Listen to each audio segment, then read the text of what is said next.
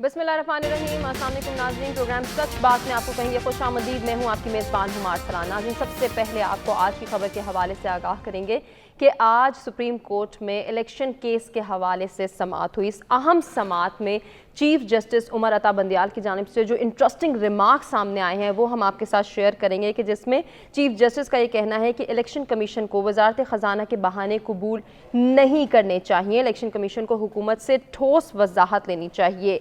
Chief justice की जानिब से मजीद ये कहा गया कि कल जो है वो अरकान असम्बली के लिए 20 अरब रुपए की सप्लीमेंट्री ग्रांट्स मंजूर हुई।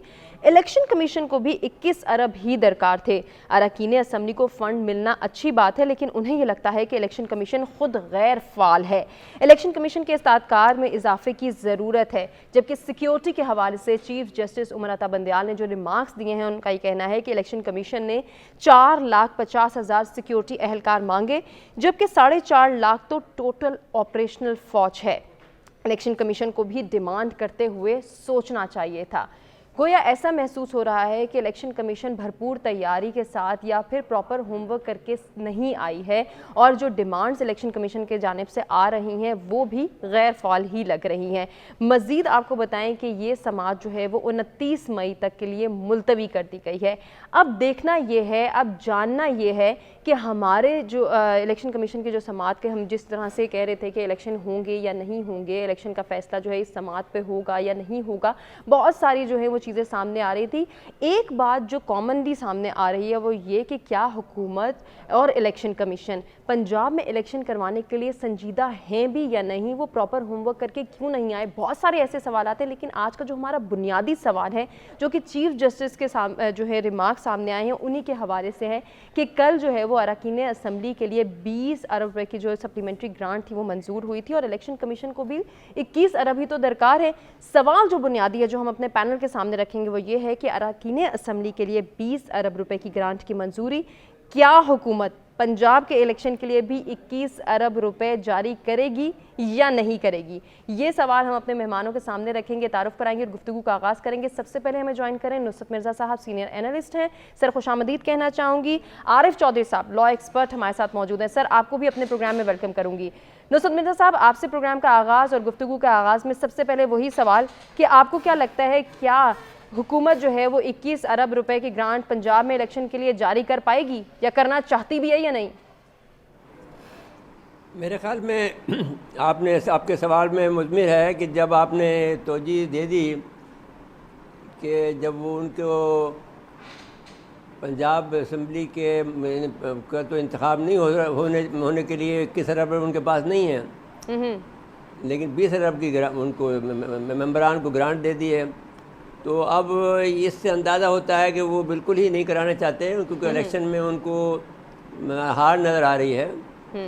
और वो अब जो क्रैकडाउन हुआ है इसके बावजूद भी बज़ाहिर मुझे लगता ये है कि पंजाब में जो कि इस वक्त मैदान जंग बना हुआ है वो सियासत का और सियासत के सारे जो मामलात हैं यहाँ पर इस वक्त पहले अमूमी तौर पर ये कराची में होते थे या पाकिस्तान में, ईस्ट पाकिस्तान के अलग होने से पहले ढाका में होते थे, लेकिन अब ये उनको जो मैदान जो बन गया है सियासत का, इक़्तिदार का, की कशमकश का, वो पंजाब बन गया। तो अब सवाल ये है कि पंजाब पाकिस्तान का 62% है और वो ये वहाँ पर इलेक्शन की बात कर रहे हैं। वो जो जैसा आपने अपने इंट्रो में बताया कि चीफ जस्टिस ने ये कहा कि साहब ये आपने जो इतने 4 लाख आदमी फ़ौज मांग लिए हैं तो कहाँ से 4 लाख आएंगे, तो इतने पैरामिलिट्री फोर्सेज हैं, पुलिस है, तो ये काफ़ी होता है। एक फ़ौजी भी एक इलाके में खड़ा हो तो वो कोई भी उसके करीब भी नहीं जाता, उसका एहतराम करते हैं। तो मैं ये समझता ये हूँ कि वो जो आपके सवाल का जवाब डायरेक्ट तो सीधा सीधा ये है कि वो इलेक्शन ही नहीं चाहती है, और साथ साथ में जो इलेक्शन कमीशन है वो भी मेरे ख़्याल में उनसे इस मामले से सरफ नज़र कर रहा है, जो कि बहरहाल क्योंकि वो एक अदारा है, इंडिपेंडेंट अदारा है। मैं चीफ इलेक्शन कमीशन को बखूबी जानता हूँ और मेरे अच्छे उनके ताल्लुकात रहे हैं। जब वो पासपोर्ट के इमिग्रेशन के सरबराह थे तब से, और उनके ख़ानदान से, उनके जो ससुर साहब हैं वो मेरे दोस्त हैं, सईद मेहदी साहब। तो वो बहरहाल एक शरीफ आदमी तो है, लेकिन आप मालूम नहीं किन हालात के अंदर वो हालात में फंसे हुए हैं जिसकी वजह से वो इस बात को मानने को तैयार नहीं है, इलेक्शन कराने को तैयार नहीं है। जी ठीक हो गया मिर्ज़ा साहब, आपका पॉइंट हमारे सामने आ गया। आरिफ चौधरी साहब से भी मैं डिस्कस करना चाहूँगी यही बात। आरिफ चौधरी साहब, आपको क्या लगता है, क्या हुकूमत जो है वो पंजाब में इलेक्शन कराने के लिए सीरियस है या नहीं? ये सवाल भी उठाया गया है। साथ ही चीफ जस्टिस की जानिब से जो रिमार्क्स आए थे उसमें एक और इंटरेस्टिंग बात ये थी कि जो भी हुकूमत कहती है इलेक्शन कमीशन चुपचाप वो मान लेती है। तो क्या इलेक्शन कमीशन बाइख्तियार नहीं है या फिर वो अपने इख्तियारात का इस्तेमाल करना नहीं जानते? कानूनी सवाल से क्या कहते हैं, थोड़े से हमें आगाही फराहम कीजिएगा। देखिए, मैं आपको अर्ज करूं कि जो इलेक्शन कमीशन है उसका काम इलेक्शन कराना है, इलेक्शन के इंतजामात करने हैं। कोई इलेक्शन कमीशन अगर ये कहे कि हम इलेक्शन कराने के लिए तैयार नहीं है तो उसे अपने बतौर इलेक्शन कमीशन के रहने का कोई जवाब नहीं रहता उसका। उसकी वजह ये कि इसके अलावा तो उसका काम नहीं है। इतने पैसे जो उस पर खर्च किए जाते हैं वो सिर्फ फेयर, फ्री और ट्रांसपेरेंट इलेक्शन करवाने के लिए। सही। पाकिस्तान में इस वक्त की एकेडमिक बहस जो है, मैं समझता हूँ कि बिल्कुल अबस हो गई है। ये इलेक्शन कमीशन जो है ये पहले दिन से पीडीएम के साथ उनकी बी टीम के तौर पर काम कर रहा है और पीडीएम का एजेंडा पहले दिन से ये था, जब से वो आए हैं उन्होंने ना मईशत की तरफ तवज्जो दी है ना किसी और चीज की तरफ तवज्जो दी है। उन्होंने कहा कि हम ना वन पॉइंट एजेंडा है कि इमरान खान और उसके हवारियों को, उसके मानने वालों को, उसको सपोर्ट करने वालों को हमने खत्म करना है। और जो लेवल प्लेइंग फील्ड का जिक्र किया गया था वो यही था कि इनको आप खत्म कर दें, उसके बाद इमरान खान को नाअहल कर दें, फिर इलेक्शन भले जब मर्जी करवा दें। और इस काम में उन्हें काफी हद तक अब तक तो कामयाबी नसीब हुई है। उसकी वजह यह है कि जो उन्होंने सबसे बड़ा काम किया, मैं आपको आज बड़ा वसूल से अर्ज कर रहा हूँ कि मुझे इस मामले में सुप्रीम कोर्ट मुकम्मल तौर पर बेबस नजर आती है। उसकी वजह यह है कि सुप्रीम कोर्ट के साथ जो कुछ हो गया है, इसके बाद अगर आज भी सुप्रीम कोर्ट बड़े धीमे धीमे अंदाज में उनसे ये सवाल कर रही है कि जनाब आपका 20 अरब तो आपने मांगा था और 21 अरब उधर चला गया और आपने इतनी सिक्योरिटी मांगी थी और वो गलत था और आपने ऐसा किया, तो मैं समझता हूँ और 29 तारीख डाल दी है तो उसमें यूं आप समझ लें कि जो काम उन्होंने करना था वो काम पीडीएम कर चुकी है, क्योंकि पीडीएम ने वो काम किया जो तारीख में आज तक कभी किसी ने नहीं किया था। ठीक है, लेकिन आरिफ साहब 8 अक्टूबर की तारीख पे भी गौर किया जा रहा है, तो आपको नहीं लगता कि 8 अक्टूबर तक हालात मजीद जो हैं वो तब्दीली की तरफ जाएंगे या फिर बेहतरी आती है? क्या होने जा रहा है? 8 अक्टूबर या अक्टूबर के महीने में इलेक्शन हो पाएंगे? आपको क्या लग रहा है? इलेक्शन मैं आपको अर्ज करता हूँ, उसके लिए आपको एक कंजीनियल एटमॉस्फेयर पैदा करना होता है, इलेक्शन की फिजा पैदा करनी होती है और ऐसा इस तरह की सूरत हाल नहीं पैदा करनी होती कि एक पार्टी के लोगों को आप जबरदस्ती मार मार के उनकी हालत बिगाड़ के और उनसे कहें कि नहीं जनाब हम आज माफी मांगते हैं, हम सियासत से भी तायब होते हैं, और दूसरे लोगों को पूरा मौका दिया जाए कि वो अदालत को भी गालियां दें और वो बिल्कुल कानून की परवाह ना करें। तो मैं ये समझता हूँ मुझे इलेक्शन होते यहाँ नजर नहीं आ रहे। और जिस तरह की प्लानिंग है वो ये कि जब इन्हें ये नजर आएगा कि आपकी मुकम्मल तौर पर ये जो पार्टी है पीटीआई ये खत्म हो चुकी है, अपने तौर पर ये समझ रहे हैं कि शायद इस तरह ये जो चेहरे नजर आ रहे हैं इनको मारने से, वर्कर्स को पकड़ने से और इनकी बेइज्जती, यहाँ तक कि खवातीन की जो बेहुरमती की गई है इससे पहले हमने कभी देखी नहीं थी, और बच्चों को उठा के लेने की धमकियां, तो ये सारे का सारा अमल जो है इसके बाद हमें किसी तरह की भूल में नहीं रहना चाहिए पाकिस्तानियों को कि जिस रियासत के इदारों ने और जिस पीडीएम ने ये तय कर लिया है कि भले हमारे बारे में दुनिया में जो मर्जी तासर कायम हो जाए, हमने अपने इस काम से नहीं हटना। आप मुझे ये बताएं कि जिस तरह ये मैनेज किया गया है ये सारा ड्रामा, ये लोगों को नजर नहीं आ रहा कि लंदन प्लान का हिस्सा है कि सारी चीजें सामने नजर आ रही हैं एकदम, यानी आपने पकड़ा भी इस तरीके से और उसके बाद एहतजाज भी हो गया और चंद लोग जो है थे मुख्तलिफ जगहों पे जाके और उन्हें कहा जा रहा है इंस्टॉलेशंस पे हमले किए गए। ये इंस्टॉलेशंस नहीं थी, ये बुनियादी तौर पर ऐसे सिंबॉलिक इनकी हैसियत थी, इनका भी एहतराम लाजमी है, लेकिन इस सिंबॉलिक एहतराम को खत्म करने में जो उन्होंने किरदार अदा किया उसका आपने साथ उसके बयान को पढ़े वजीर दाखिला के कि वो क्या वजीर दिफा के कि जी हम पीटीआई इसमें जो पीटीआई है उस पर पाबंदी लगाने का सोच रहे हैं। तो जहां ये मनसूबा हो कि जिस पार्टी के बारे में लोग कहें और सारे इदाद शुमार ये कहें कि 70% लोग उसके साथ हैं, उस पार्टी को आप दीवार से लगाकर और उस पर पाबंदी लगाने का सोचे, तो उसके बाद आप उस मुल्क में क्या जमहूरियत और क्या इंतखाब की बात करेंगे? अब तो मैं ये समझता हूँ कि हम सबको मिलकर ये हाथ जोड़ के कहना चाहिए अपने इन लोगों को, एस्टेब्लिशमेंट के लोगों को, कि मुल्क आपका है, खुदा के लिए आप सब लोगों के हाल पे रहम करें। हाल दुनिया इस वक्त 90 की दहाई में बिल्कुल नहीं सर, रह आपका गई। पॉइंट भी क्लियर हो गया है और पीटीआई का सियासी मुस्तकबिल क्या होगा इसको इन डिटेल हम जो है वो डिस्कस करेंगे। अभी हमें चूंकि एक ब्रेक की जानिब जाना है, ब्रेक से पहले आपको पोल के हवाले से भी बताएं कि यही सवाल हमने अपने व्यूअर्स के सामने भी रखा कि अरकान असम्बली के लिए 20 अरब रुपए की ग्रांट की मंजूरी, क्या हुकूमत पंजाब में इलेक्शन के लिए 21 अरब रुपए जारी करेगी या नहीं। तो 18% का ये मानना है कि जारी कर सकती है, लेकिन 82% ये जानते हैं और मानते हैं कि हुकूमत जारी नहीं करेगी। मिलते हैं एक ब्रेक के बाद।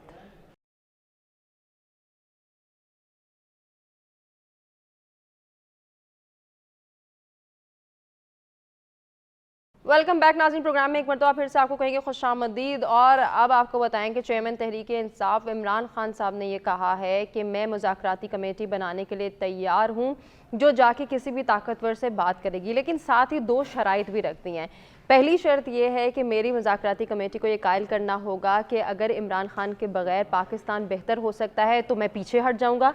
साथ ही जो दूसरी शर्त है वो ये है कि ये बता दिया जाए कि अक्टूबर में इलेक्शन करवाने का मुल्क को क्या फ़ायदा होगा, तो भी मैं पीछे हट जाऊंगा। अब ये जो 2 शराइत हैं, इन्हीं के हवाले से हमारा बुनियादी सवाल भी होगा, वो भी हम करेंगे। लेकिन कुछ ज़राए ये भी कहते हैं जो विफाक की जानिब से आ रहे हैं कि वफाकी हुकूमत जो है वो अब किसी किस्म के मुज़ाकरात करने का इरादा नहीं रखती है। और साथ ही वफाकी हुकूमत की जानिब से ये भी कहा गया है कि 9 मई के जो वाक़यात हुए हैं उसके बाद पीटीआई को कोई सियासी और कानूनी रिलीफ नहीं दिया जाएगा और इमरान खान से कोई मुज़ाकरात नहीं किए जाएंगे। लेट्स सी आने वाला वक्त क्या कहता है। एक जानिब इमरान खान साहब तो मुज़ाकरात के लिए अब कायल हो गए हैं और मुज़ाकरात करना भी चाहते हैं, लेकिन उनकी जो ये 2 शराइत हैं इसके हवाले से हम अपने पैनल के सामने सवाल रखेंगे। नुसरत मिर्ज़ा साहब, आप क्या समझते हैं, ये जो इमरान खान साहब की जानिब से मुज़ाकराती कमेटी बनाने का ऐलान किया गया है, कहीं ऐसा तो नहीं कि वो अपने मौक़िफ़ से पीछे हट रहे हों? देखिए, इमरान खान साहब जो है सियासी रमूज से नाशना है। उन्होंने जो बड़ी गलती की है वो ये की है कि अपने सारे मुखालफिन को एक बास्केट में जमा कर दिया है, जो कि उनकी सियासी जो कमाईगी है जी, उसका मज़हर है। सही। अब मसला ये है कि कब हमेशा सियासत में जो लोग भी सियासत के तालिब इल्म हैं, जैसा कि हम हैं, जिन्होंने प्लेटो को पढ़ा है, अरिस्टोटल को पढ़ा है, सोक्रेट को पढ़ा है, इब्न खल्दून को पढ़ा है, इवन शाह वलील्लाह को पढ़ा है, जो इंडिया के बड़े दानिश्वर गुजरे हैं, उन्होंने सबका ये मुत्तफ़क़ा अला फ़ैसला ये है कि सियासत का जो एक रमूज़ वो उसका अंदाज़ जो है वो क्या होने चाहिए। सही। हर एक फ़लसफ़ी ने अपने अपने दौर के जो भी बादशाह थे, मोनार्क थे या जो सुल्तान थे, या उन सबको मशवरा दिया है कि कैसे चलाया जाए, मुल्क को कैसे चलाया जाए। अब ये नहीं हो सकता है, जैसे कि जुल्फ़िकार अली भुट्टो का केस ले लें। जुल्फ़िकार अली भुट्टो ये करते थे कि मसले को उठाते थे, फिर उसको ख़त्म करते थे, फिर दूसरा मसला उठा देते थे ताकि लोग बाग उनकी तरफ से मुतमईन हो जाएं और बिज़ी रहें दूसरे मामले में। इस वक्त जो है महंगाई इतनी शदीद है, लेकिन इन लोगों ने जो मसले उठाए हुए हैं वो इमरान खान के मसले उठा दिए हैं। इमरान खान इस मसले को, जो महंगाई का मसला है, उसको कैश नहीं कर पा रहे हैं।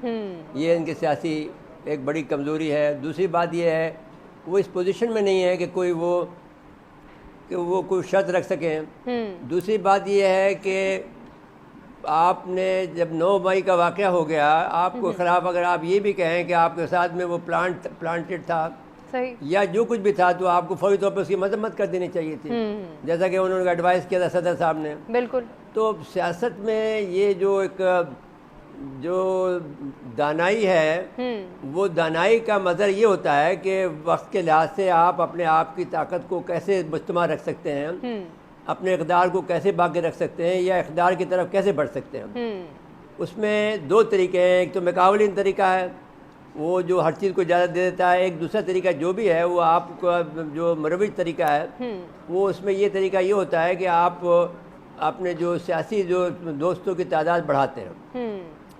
और मशावरत को बढ़ाते हैं। हमने ज़ियाउल हक को देखा है कि रात के 2 बजे भी बिल्कुल, वो गुफ्तगू लेकिन करते अपनी थे, हमसे सीनियर भी क़यादत गुफ्तगू भी की अब तो उन्होंने। पीटीआई छोड़ के जा चुकी है, अब क्या करेंगे खान साहब? आपको नहीं लगता कि खान साहब इस वक्त नहीं, अकेले ये हैं बहस इसलिए नहीं है, मुज़ाकरात की बात करें? सीनियर क़यादत की कोई हैसियत नहीं है, इमरान खान की हैसियत है। बात ये नहीं है, बात ये है कि उनको ये चाहिए कि पहला काम ये करे कि जो उनके ख़िलाफ़ जो बयानिया बनाया गया है उस बयानिए को वो उसका तोड़ करें। सही। वो तोड़ अभी तक नहीं कर पाए।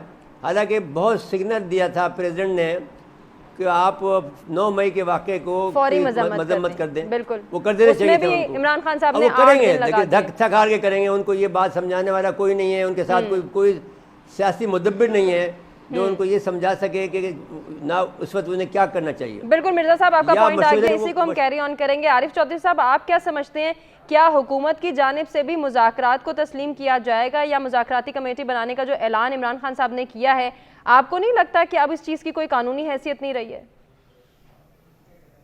पाकिस्तान में ये सोच हमें सबको समझना चाहिए कि मुज़ाकरात जो हैं वो उस वक्त होते हैं जब किसी मसले का कोई हल निकालना हो, जब दो आपस में तरफैन जो है वो एक दूसरे को खत्म करने पे तुले हुए हो। यानी वो चाहे कहें कि ये डुअल जो होती है इसमें मुज़ाकरात नहीं होते, इसमें ये होता है कि वो एक फरीक जो पहले फायर करेगा वो दूसरे को खत्म कर देगा। तो अब जब इमरान खान निकले थे इक़्तिदार से तो वो उस वक्त डुअल शुरू हो चुकी थी, और जब इक़्तिदार से निकलने के बाद जिस तरह बनता गया बयानिया उसी तरह डुअल तेज होती गई।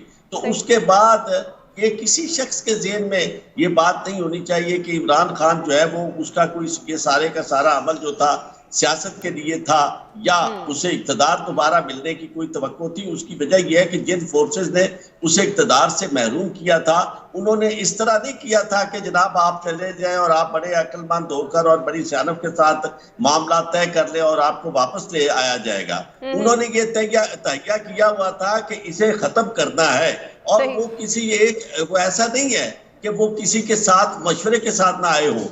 उन्होंने बाकायदा एक प्लानिंग करके, और जो प्लानिंग करने वाले थे उनके अपने जख्म थे जो इनके बारे में इनसे हासिल किए थे उन्होंने, इमरान खान से बदरिया एस्टेब्लिशमेंट और बदरिया अदरिया। तो उन्होंने ये तय किया हुआ था कि जनाब ये डील है, आपने जाना है और आपने उसे खत्म करना है, उसको सियासत से फारिग करना है। तो ये सारे का सारा अमल जो अब तक हुआ है उसे सियासत से खत्म करने का, उसकी तो आप बात ही नहीं करते कि वो अक्लमंद था या नहीं था, वो सियासी था या नहीं था। ये तो सवाल उस सूरत में होता है जब दो सियासतदान आपस में लड़ रहे हो। यहाँ लड़ाई सियासी नहीं है, सियासी लड़ाई तो होती है वोटों के जरिए। ये लड़ाई तो बराह रास्त जाती लड़ाई है, और जाती लड़ाई में एक फरीक जो है वो एक ताकतवर का सहारा लेकर दूसरे कमजोर फरीक को जो इक़्तिदार से बाहर है उसे खत्म करने के लिए उसने अपना हर हथकंडा आजमा लिया। फिर आखिरी हथकंडा वो था कि जब उसने इन चीजों को जो मुकद्दस मुकामात थे जिनकी वो हिफाजत कर सकते थे उसे हिफाजत करने की बजाय खुला मैदान दे के और इस अंदाज से बेईमाना तरीके से गिरफ्तारी करके एक तरफ लोगों को शह दी गई, और उसके बाद प्रोपेगेंडा जो किया गया उसका कोई तोड़, चाहे जो मर्जी इमरान खान लाख मजम्मत कर लेता।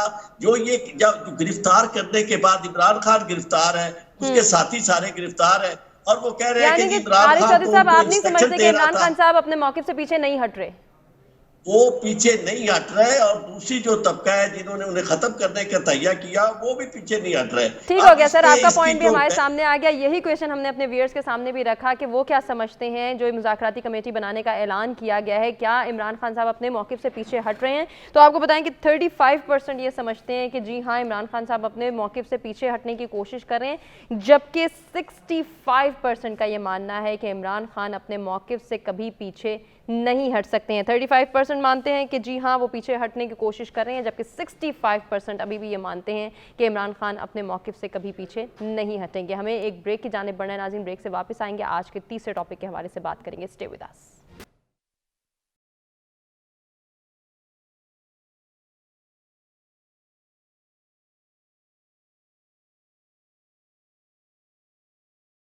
वेलकम बैक नाज़रीन। प्रोग्राम में एक मरतबा फिर से आपको कहेंगे खुशामदीद और अब आपको बताएं कि पाकिस्तान तहरीके इंसाफ तकसीम होना शुरू हो गई है। एक जानिब हम ये देख रहे हैं कि गुज़श्ता कई रोज़ से तहरीके इंसाफ के सीनियर रहनुमा जो है वो PTI छोड़ने का ऐलान करते हुए दिखाई दे रहे हैं। दूसरी जानिब हमने आज ये देखा कि पंजाब में PTI हकीकी के नाम से एक नया ग्रुप सामने आ गया है।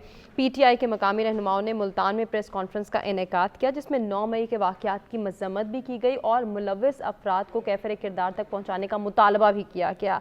तहरीक इंसाफ यूथ विंग के ज़िला मुल्तान के साबिक ज़िला सदर राव यासिर ने PTI हकीकी के प्लेटफॉर्म से मुनक़िदा प्रेस कॉन्फ्रेंस के दौरान ये कहा कि इमरान खान ने नए पाकिस्तान का ख्वाब दिखाया, नया तो कुछ ना बना, बचा कुचा भी इमरान खान ने यूथ के ज़रिए ख़त्म करने की कोशिश की। इसलिए आज जो है वो हम यौम तकरीम शहदा पर तहरीक इंसाफ के हकीकी की बुनियाद रख रहे हैं और तहरीक इंसाफ हकीकी के नाम से ये जो नया ग्रुप सामने आया है, ये क्या पैगाम है, ये हम अपने पैनल के सामने भी सवाल रखेंगे। आरिफ साहब, मैं आपसे स्टार्ट लेना चाहूँगी। क्या समझते हैं कि PTI मज़ीद जो है वो धड़ाबंदी का शिकार होगी, मज़ीद ग्रुप्स में तकसीम होने जा रही है? सियासी मुस्तकबिल के हवाले से थोड़ा सा मैं चाहूँगी कि आप इस पर ज़रूर नज़र डालें। देखिए, MQM हकीकी आपके सामने है, तो इसलिए ये तो इतना मुश्किल नहीं रह गया। पहले तो पाकिस्तान के अंदर सियासत को समझना बहुत मुश्किल था, लेकिन अब एक अरसे से जिस तरह की सियासत हो रही है वो मैं समझता हूँ कि आम आदमी को भी जो सियासत से थोड़ा बहुत शगफ रखता है उसको बड़ी आसानी से समझ आ सकती है। यही वजह है कि ये जो आप ये कंडक्ट करवाती हैं लोगों से ओपिनियन पोल, तो उसमें आप ये देख लें कि किस तरह लोगों की बड़े क्रिस्टल क्लियर अंदाज में 65% और 82% और 35 और 18% ये चीजें मैं समझता हूँ जो मैंने आपसे बातें की एग्जैक्टली वही बात आम आदमी कर रहा है। तो इस वक्त मैं आपको ये अर्ज करूं कि ये जो हकीकी है ना, ये इसकी हैसियत क्या है। लाहौर हाई कोर्ट में आपको पता होगा कि ये जो बाहर दरबान होते हैं ना, वो लोगों से बाहर जब निकलते हैं ना तो उनसे पैसे वसूल करते हैं इनाम के। तो एक आदमी, गरीब आदमी था, बाहर निकला तो उससे उन्होंने कहा जी हमें इनाम कराम दे। उसने कहा मेरे पास पैसे नहीं है। तो उन जो दरबान थे उन्होंने उसे पकड़ लिया और उसके ना जेबों में हाथ डाले हुए थे और बंदा वो गिर गया नीचे जमीन पे, गरीब आदमी था। तो वो जज साहब गुजर रहे थे तो उन्होंने देखा कि ये क्या हो रहा है, हाईकोर्ट के जज ने।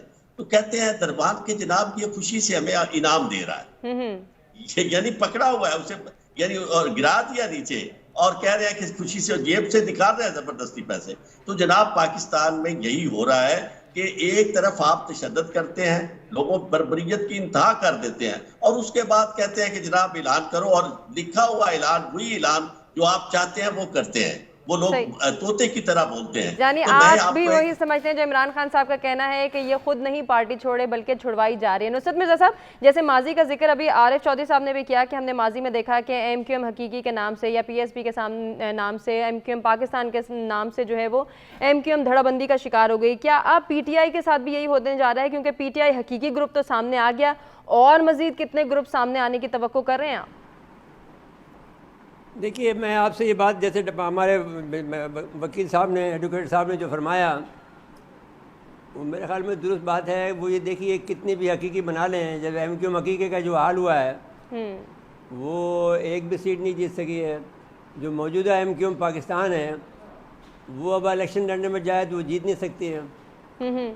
तो अब वो भी इनके साथ इसलिए जब तक है, वो एक दरख्त के जो है जो ऊपर में 2-3 पत्ते जो हरे होते हैं, बस वो उनकी हैसियत उनकी वो है। सही। तो मैं ये समझता ये हूँ कि बात जो हमारे वकील साहब ने कही थी, लेकिन मैं उनकी खिदमत में ये अर्ज़ करना चाहता हूँ इंतहाई अदब के साथ में कि ये ज़रूर है कि उन्होंने फ़ैसला किया हुआ है, हम जानते हैं ये फ़ैसला किया हुआ है, लेकिन ये भी तो एक उनको, दूसरी पार्टी को भी तो हक़ हासिल है कि वो आप इसका तोड़ करें। सही। वो तोड़ करते हुए नज़र नहीं आए हमें।